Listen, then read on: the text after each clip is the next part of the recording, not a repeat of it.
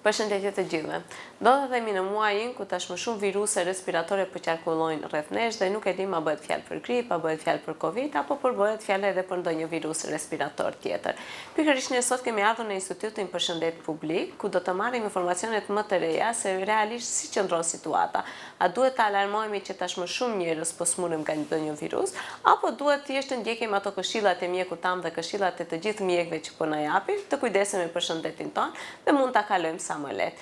Me ne në këtë bisedë të kemi të ftuar drejtoreshën e Institutit Përshëndet Publik, zonjën Maria Andonovska. Na ndiqni në bisedën me të në vazhdim. Dobar den, доктора Андоновска. Ви благодарам, че прифатив за поканата да бидете дел од нашата емисија. Ви благодарам и вас за поканата и поздрав до гледачите на Алсе телевизија. Знаеме дека сме во пикот на грипот или дали може да кажеме дека веќе го постигнавме пикот на заболени од грип оваа година? Така, на дневна основа во Институтот за јавно здравје се обработуваат пристигнатите податоци, од она што можам да го кажеме дека во овој период е очекувано да има повеќе респираторни заболувања, каде што спаѓа и грипот, тука спаѓа и ковидот, други респираторни вируси, оној кој што беше актуелен пред неколку дена, кој што некој се обидуваше да го наметне во јавноста дека е нов вирус. Дали е нов вирус? Не е нов вирус. Јас веќе дадов изјава, не се работи за нов вирус, тоа е вирус кој што циркулира, тоа постои од 2001 година.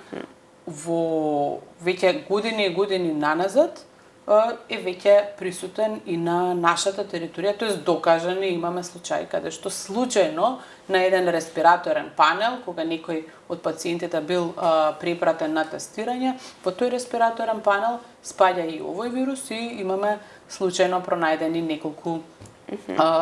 неколку пациенти кои што во моментот биле инфицирани со овој вирус. Што значи дека и во моментов тој циркулира, само што не подлежи на одредени тестирања. Кога вие ќе отидете на доктор, мислам вака пластично да објасниме за граѓаните, кога ќе отидете на доктор и кога ќе ви биде диагностицирано дека имате некаква вироза, во некој случај ќе ви се дадат препораки од матичниот лекар што вие да превземете за да го надминете периодот, тоест да се излечите, но во некој случај ќе ви биде дадено да се тестирате. За кој вирус се работи? За кој вирус се работи. Тогаш кога ќе ви биде дадено за кој вирус се работи, може да се открие дека се работи и за овој вирус, но може да се открие и некој од другите останати вируси кои што го содржи овој вирусен панел.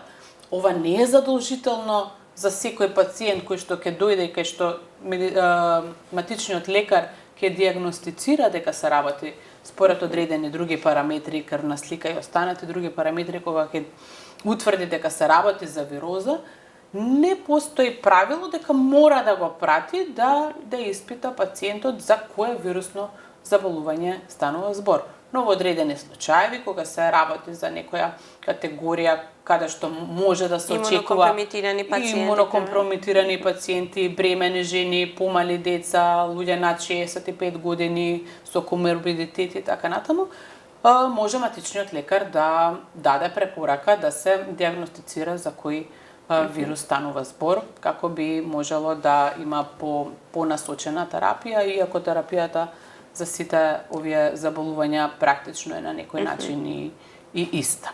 Значи, вирусот си го знаеме, постоело и порано, само сега имаме неколку лица кои се заболени од овој вирус, кои еве отишле на вакви тестирања. Дали повеќе имаме заболени од грип, од инфлуенца А, поточно Б, или циркулира и ковид овие денови? Како што споменав, ова е период каде што се очекува дека циркулираат буквално сите респираторни вируси. Некои повеќе, некои помалку, но ова е очекувано дека во оваа сезона, во овој временски период, циркулираат сите респираторни вируси. Од нашите податоци кои што ги имаме во институтот, кои што ги обработуваме, можеме да кажеме дека во минатата недела по однос на грипот имаме регистрирано 300, тоест пријавени се 331 случај на заболени, додека оваа недела пријавени се 1053 кои што се пријавени од страна на матичните лекари за луѓе кои што имаат слични симптоми на грип, а докажани од овие од тестирани 56 се само 26. Значи, да појаснам, 1053 се пријавени дека се заболени, но видете го процентот на тестирани. Само 56 се тестирани, од кои што само 26 е докажано дека имаат во моментот грип. Оваа бројка 1053 не треба да не загрижува што претходната недела сме имале 331 случај, бидејќи како што споменав, ова е во рамките на очекуваното. Иста во оваа недела, минатата година, според нашите статистики кои што ги води институтот, изнесувала, значи истата недела, како и оваа, сме имале 1182 пријавени случаи, што сега имаме 1053. Да, што малку значи помалку е намалена бројка. се движиме во рамките на очекуваното за овој период. Тестирање не А во однос, извинете, ова е во однос на грипот, а во однос на ковидот, ние изминатите 2 недели имаме само по 6 случаеви неделно кои што се потврдени позитивни на ковид. Сега знаеме дека процентот на тестирани е многу мал. Односно, да, се зголемува и процентот на тестирани, но бројката се движи во овие граници. Доколку може би имало повеќе тестирани, може би и бројката би била и поголема. Но, пак ќе кажам, се е во рамките на очекуваното, нема простор за паника, исто е како што било и претходната година, нема некои драстични разлики, па да кажеме дека сега сме надвор од рамките, што би значило се движи онака како што се очекувањата. Практично пикот се очекува да биде сега во овој период, значи крајот на јануар месец, почетокот на февруар, па некаде до крајот на февруар. Бидејќи, како што знаевте, поминаа одредени празници. Па сега и децата ќе почнат пак Сега на и училиште. децата почнуваат во училиште, така да очекувано е дека во овој период ќе бидат бројките поголеми, но ние искрено се надеваме дека ќе останат во границите на очекуваното. Спомнавме тестирање. Знаеме дека за време на ковидот стана многу фамозни овие тестирања, бриз од нос, бриз од грло, за да се потврди дали се работи за ковид или не. Дали веќе луѓето се запознаени со ваквите тестирања и пак ги барат за да знаат како да ја третират болеста, или сега се помалку се тестираат и затоа не може да се разликува дали повеќе циркулира ковид или грип. Веќе ни дадовте некој одговор, но дали оди во договор со матичниот лекар како ќе се тестират пациентите или можеби и на своја рака, еве доколку ги интересира за од што се заболени, да се одат да направат тестирања. Оделението за вирусологија при Институтот за јавно здравје е национално референтна меѓународно акредитирана лабораторија за дијагностика на инфлуенца, ковид, респираторен синцицијален вирус и останати респираторни вируси. Достапни се реагенсите во нашиот институт, значи институтот располага со реагенси за сите овие вируси, постојат и вирусни панели кои што ги работиме во институтот, што значи ние сме достапни како и за матичните лекари кога ќе проценат дека некој треба да биде пратен на тестирање, така и за поединци кои што сакаат на своја иницијатива да бидат тестирани. Од она што ние го имаме како податок, како што споменав и претходно, бројот на тестирани е навистина многу мал. Без разлика што ние располагаме со можности, што поседуваме лабораторија, што поседуваме реагенси, сепак луѓето не се одлучуваат за да дојдат и да се тестираат. Што значи бројот на тестирани драстично е различен од оној пред некоја година каде што луѓето масовно се тестираа за ковид. Сега таа бројка е навистина многу мала. Дали препорачувате вие да се тестираат, пример, доколку еве имаме имунокомпрометирани пациенти, бремени жени, мали деца?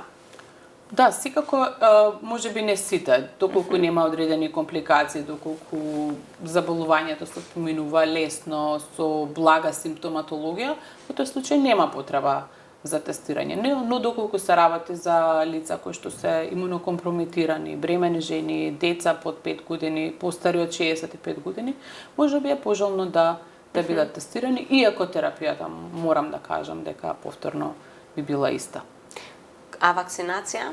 Знаеме дека вакцинацијата почнува многу порано во текот на есента и сега сме веќе можеби малку касно за да се вакцинираме, за да си го превенираме грипот или другите вирусни респираторни заболувања. Меѓутоа, за ова категорија која ја спомнавте пред малку, дали вие препорачувате да се вакцинираат и сега тие што не се вакцинирале претходно?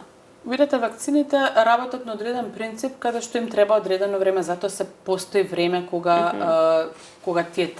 се препорачува на луѓето да бидат вакцинирани од сезонски грип. Нормално им треба време за понатака да делуваат истите, тоест да бидат ставени на некој начин во функција, тоест да бидат ефикасни. Затоа не се вакцинира после, да речеме, во март месец да се вакцинирате, кога се е поминато, кога се е завршено, нема простор да делуваат тие вакцини.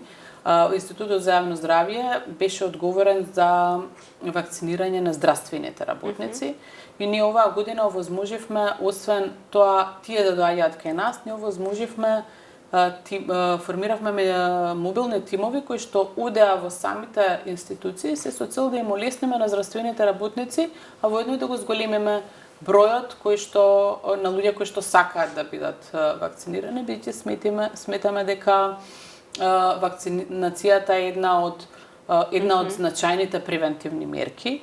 Меѓу здравите возрастни лица, вакцинацијата против грип може да ја спречи појавата на болеста за 70 до 90%. Тоа е висок процент и затоа нашите препораки одат во оваа насока дека пожелно е да бидат вакцинирани, особено овие категории кои што веќе ги споменавме, на имунокомпрометирани, лица повозрастни и така натаму. Дали е важно да спомнеме дека вакцинацијата не мора да значи дека ќе се превенира потполно болеста и нема да заболуваат од било кој вирусно заболување, туку можеби ќе им ги намали симптомите и ќе им помогне да го поминат многу полесно со поблаги симптоми. Пошто често пати луѓето за вакцинацијата мислат ако се вакцинирам и пак се разболувам, нема поента зошто да се вакцинирам. Точно така, некои луѓе кои што кога се вакцинираат велат сега можам јас да правам се, јас сум вакциниран и нема да ми се случи ништо, што е апсолутно погрешно. Нема 100% заштита. Јас реков да, вакцините ќе помогнат од 70 до 90%, но оние проценти кои што остануваат мора да бидеме само свесни, само да се заштитиме самите себе си, тоест да ги почитуваме мерките на превенција кои што се предлагаат и кои што се општо познати и да се грижиме за сопственото здравје на начин на кој што треба да се грижиме. Нема 100% заштита, сепак треба да сме само свесни, да внимаваме и да ги почитуваме мерките на превенција.